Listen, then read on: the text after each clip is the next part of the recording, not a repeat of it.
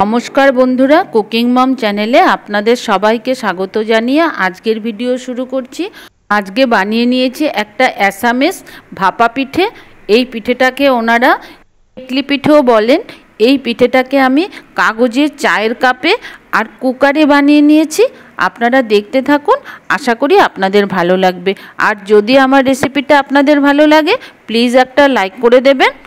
এখন আমি একটা বাটি করে এক বাটি চাল নিয়ে নিলাম। চালটা কিন্তু ডাইরেক্ট ঝাঁঝরিতেই নিয়ে নিলাম।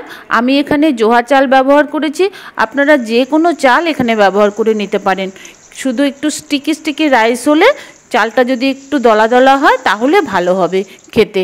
তারপরে চালটাকে আমি ভালো করে কলের জলে ধুয়ে নিয়ে আসলাম।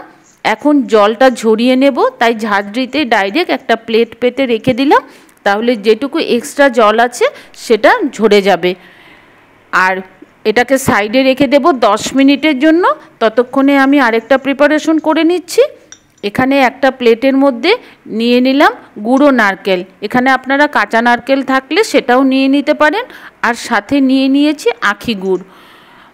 এবার গুড় আর নারকেলটা দিয়ে একটু মেখে রেখে দিতে হবে। গুড় দিয়ে জল ছাড়বে, তাহলে নারকেলটা একটু মাখা মাখা হয়ে যাবে। ততক্ষণে কিন্তু চালটা শুকিয়ে গেছে।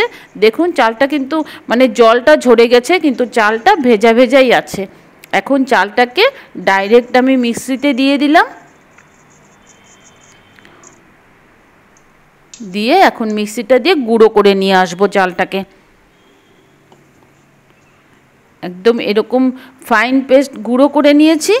তারপরে একটা প্লেট নিয়ে নিলাম আর আবার এই চালের গুঁড়োটাকে আমি ঝাঁঝরিতে নিয়ে নিলাম। চালের গুঁড়োটাকে এখন একটু চেলে নেব। হাত দিয়ে এরকম করে ঘুরিয়ে ঘুরিয়ে চালের গুঁড়োটাকে বের করে নিতে হবে। আর যেটুকু গোটা কিংবা আধ ভাঙা চাল আছে সেটা কিন্তু এখানে ব্যবহার করব না, রেখে দিলাম। চালের গুঁড়োটা এরকমভাবে তৈরি করে নিয়েছি। এটা কিন্তু একটু গুটি গুটি আছে, একদম যে পেস্ট হয়ে গেছে তা না। তারপরে এখানে আমি সেকেন্ড প্রিপারেশনটা করে নিচ্ছি। গ্যাসের ফ্লেমটা আমি মিডিয়াম টু লো মধ্যে রেখেছি। তারপরে কুকার বসিয়ে দিলাম। কুকারের ভেতরে কিন্তু জল দিয়ে দিলাম অল্প। আর পিঠোটাকে এখানে আমি ভাপিয়ে নেব। আর কুকারটার কিন্তু গ্যাস কাটটাও খুলে দিলাম আর সিটিটাকেও খুলে দিলাম। এখন জলটা এখানে আস্তে আস্তে গরম হতে থাক। আর এই যে ফুটোটা দিয়ে যে সিটির জায়গাটা দিয়ে যে ভাপটা বেরোবে, এই ভাপেই কিন্তু পিঠেটা তৈরি হবে। আর এখানে আমি এক টুকরো সুতির কাপড় দিয়ে দিলাম। এই কাপড়টা কেন আমি দিলাম সেটা আপনাদের আমি পরে বলে দিচ্ছি। এখন চালটা দেখুন, চালটা ঠিক এরকম হয়েছে গুঁড়োটা। এখন চালটা নিয়ে নিয়েছি। চালটার মধ্যে অল্প অল্প করে জল ছেটা দিব আর চালটাকে ভালো করে মেখে নেব। মেখে নেব বলতে এখানে কিন্তু কোনো ডো ফর্ম তৈরি করতে হবে না, চালটা গুঁড়ো গুঁড়োই থাকবে।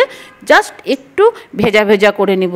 দেখুন এরকম করে যখন মুঠি করলে পরে চালটা মানে মুঠির মধ্যে একদম গোল হয়ে যাচ্ছে আর ভাঙলেই ভেঙে যাচ্ছে, তখন চালটা বোঝা যাবে যে চালটা মাখা হয়ে গেছে।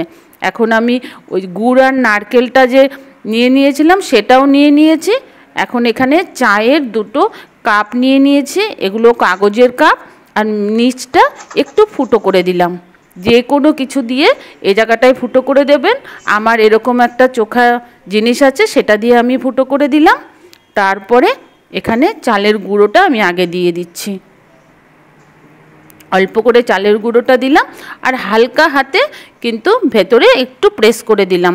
তারপরে এই নারকেল আর গুড়টা যে মেখে রেখেছিলাম সেটা দিয়ে দিলাম। আবার অল্প চালের গুঁড়ো দিয়ে দিলাম। আবার অল্প নারকেল আর গুড় দিয়ে দিলাম। আবার এভাবে বারে বারে আমি সাজিয়ে নিলাম। আর বেশি কিন্তু চেপে দিতে হবে না, একদম হালকা হাতে একটু চেপে দিলেই হবে, কারণ এখানে চাল আছে। চালের গুঁড়োটা কিন্তু একটু ফুলবে। এখন নিয়ে গিয়ে এই যে সিটিটার জায়গাটায় এখানে বসিয়ে দিলাম। এটা কিন্তু ঠিক 5 মিনিট মতো হবে, ততক্ষণ রেখে দিয়েছি। ততক্ষণে আমি আরেকটা তৈরি করে নিচ্ছি, একটা নামিয়ে যাতে আরেকটা বসিয়ে দিতে পারি।